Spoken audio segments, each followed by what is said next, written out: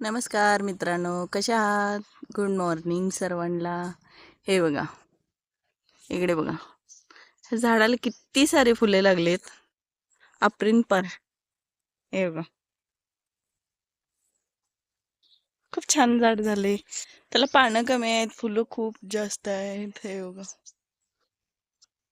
असे. चला, आपल्या रानात भाजीपाला काय येते बघू. चला, इथं हरभऱ्याची भाजी पण आलती, जरा तोडून घ्यावा म्हणलं. असे बघा, रानातले भाजीपाला ना फ्रेश फ्रेश करायला आणि खायला पण छान वाटते.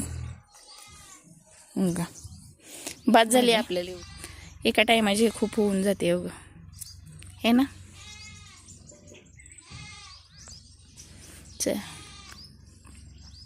चला पुढच्या भाज्या बघू आपण काय काय आहेत. हे बघा, शेवग्याच्या झाडाकडे आलते आणि हे 3 पक्षी किती मिळून मिसळून खेळायला लागलेत आणि एकमेकाचं अंग साफ करायला लागलेत बघा.